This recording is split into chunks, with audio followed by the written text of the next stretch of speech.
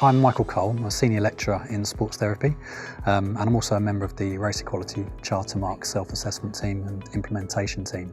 Inclusive teaching and learning to me means that students not only feel welcome into the teaching space, but the teaching space kind of welcomes them, kind of moving away from this idea of trying to have students fit into a structure that might be kind of a little bit oppressive, and looking at changing that structure and how we behave as lecturers and teachers to kind of enhance their sense of belonging. One particular initiative was our student staff collaborative group, and it was called BEAT, which stands for Body Equality in Athletic Therapies. And it was basically a kind of student group designed to help lecturers better understand the experiences of students. And it involved a range of students from across the programme, and myself as kind of a co-lead with them, but we tried to include lots of other staff throughout the subject area as well. And the idea was to give students a voice in kind of co-creating the curriculum with us, with a specific remit in terms of things like body politics, issues of gender and intersectionality, and it kind of blossomed from there into this kind of regular meeting where students could demonstrate lots of different skills, but also help direct the teaching and learning. Yes, BEAT is a first for the institution and kind of nationwide across higher education institutions.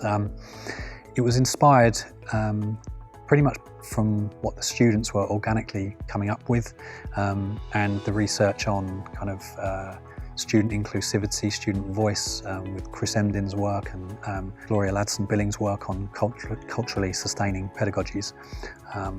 And yeah, it hadn't been done before, and it led to the students kind of presenting at a national conference on it as well. For students, I think the key difference they fed back to me was that it made them feel more a part of their learning. They had more kind of direction and kind of ownership of their situation, and that led to kind of them engaging more and being more motivated. They particularly liked the fact that they could recommend and suggest topics for discussion within the groups.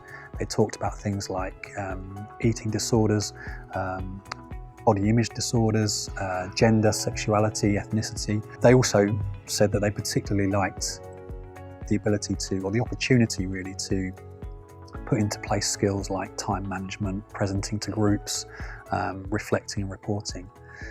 I think from a staff perspective, even though I do a lot of reading around inclusivity and body politics and that sort of thing, experiencing the kind of real narratives and the real voices and opinions of your own students had quite a deep effect and an impact on my understanding and awareness of kind of what's going on. And that then, in terms of influencing my practice, it kind of made me a bit more aware when I plan and prepare things like assessments and workshops and practical lessons about those issues. If a colleague or another member of staff is thinking of doing the same thing, I'd firstly suggest to them that they shouldn't really target replicating it.